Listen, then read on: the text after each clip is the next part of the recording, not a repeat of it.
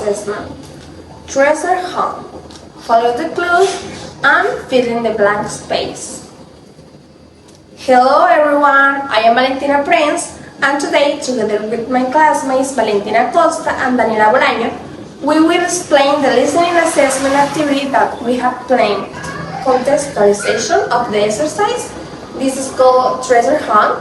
Follow the clues and fill in the blank space. We decided for 5th grade students who, according to Colombian standards, have an English level between A1 and A2, an age range between 10 and 12 years old. Some of the specific standards established by the Ministry of Education that are found in our activity are the following.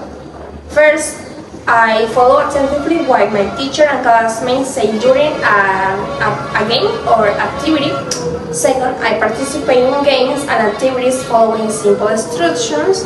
And the last one, identify objects, people, and actions that are familiar to me in a short descriptive test read by the teacher. This activity was designed to improve students' English level, as it requires them to concentrate, analyze, and remember the information they hear in order to complete the activity. In addition, it allows them to reinforce vocabulary related to objects, colors, and places found in their school environment. How to implement this activity? Re-listening. First, students will be told that a treasure hunt will take place outside the classroom, and they will be given the photocopies that they must use during the development of this activity. Second, they will be explained how they have to fill in the space of the photocopy and the rules of the game, which include not teaching, respecting my turn, and being a good player regardless of whether I win or lose.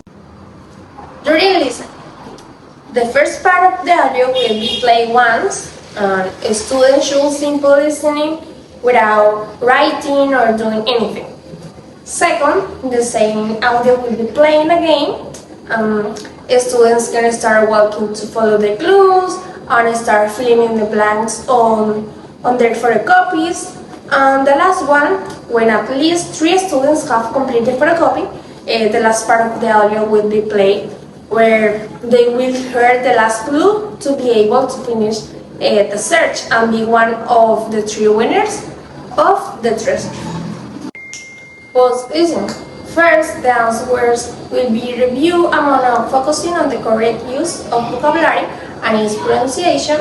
Second, the prize will be given to 3 winners, and the others will also be given a simpler prize so that no one feels out of place. Hi, I'm Daniela Bolaño, and now I'm going to explain the reasons why we chose to design this activity. First of all, we find it age-appropriate and engaging. 5th graders, typically around 10 to 12 years old, are highly responsible to interactive and game-based learning. The treasure hunt format transforms a typical listening task into a fun experience, because rather than passively listen to an audio track, students are actively involved and finding objects, solving clues, making a learning process more enjoyable and engaging. This keeps their attention focused and enhances the motivation and their listening skill, and increases their participation, which is crucial at this age level. Next, we find that it develops essential listening skills. The activity is designed to build both micro and micro skills.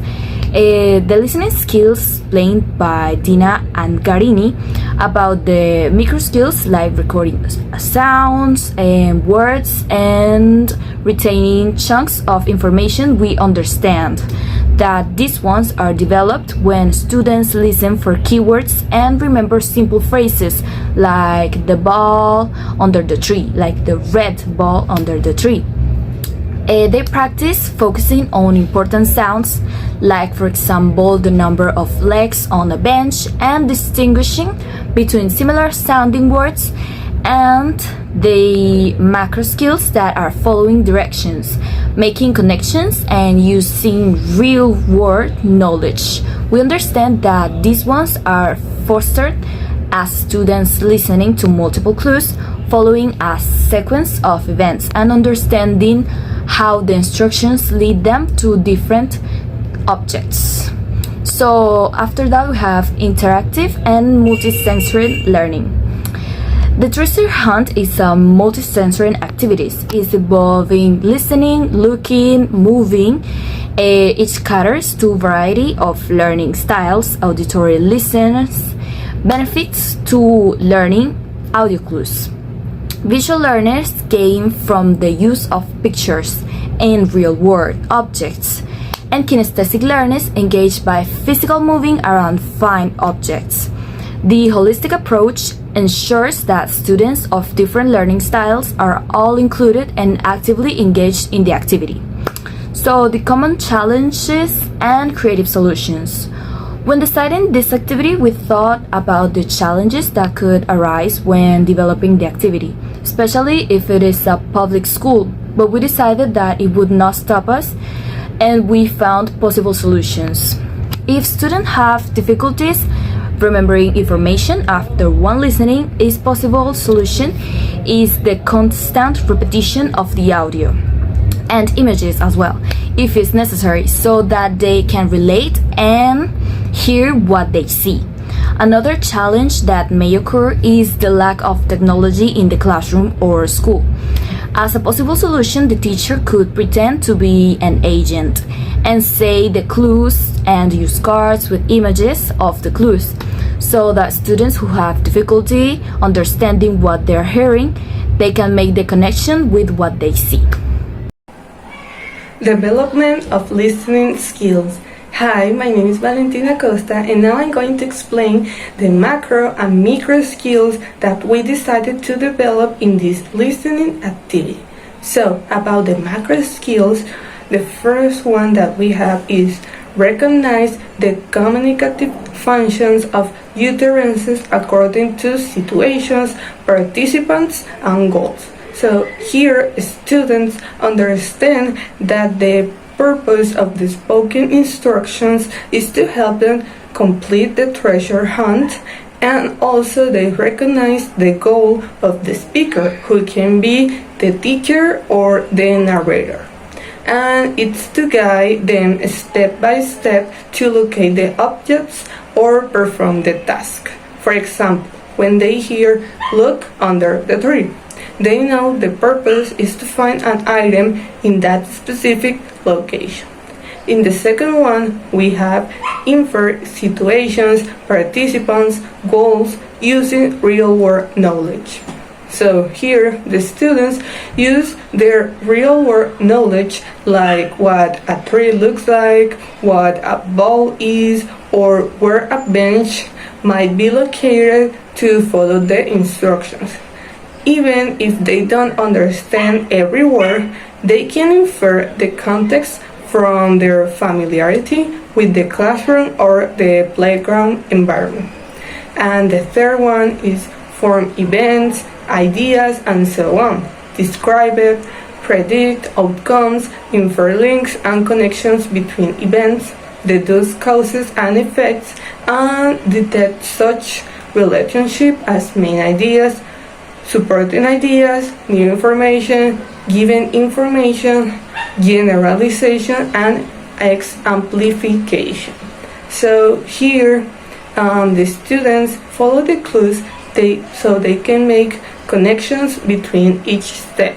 For example, if they are told to find the red ball under the tree, and then asked to look at the bench near the ball, they are linking objects together and predicting the next steps in the hunt.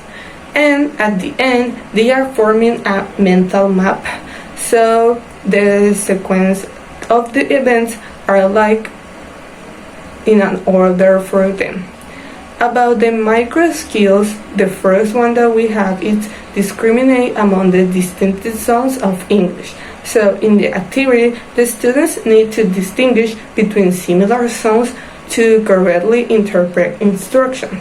For example, they need to differentiate words like 3 and 3 when they are giving clues about objects they must find. So this skill helps them avoid confusion and ensure that they understand which object or task is being referred to. The second one is retain chunks of language of different lengths in short-term memory. So the students heard short instructions like look for the red ball under the big tree. So they need to hold this information in their memory long enough to complete the task. This helps them to process what they hear and connect it with the corresponding action of the action that is on the worksheet or in the playground.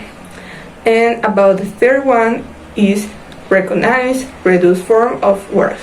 So while the language in the activity is kept simple for A1 and A2 learners that are the students, some natural spoken forms like contractions may appear in instructions. So for example, hearing don't instead of do not in the phrase don't forget to write it down helps students get accustomed to the natural spoken English. This helps them to understand how words are often shortened in real-life conversations. Thank you so much for watching this video. I hope that you learn new things and understand our activity and the way that we decided. Thank you so much. Bye bye.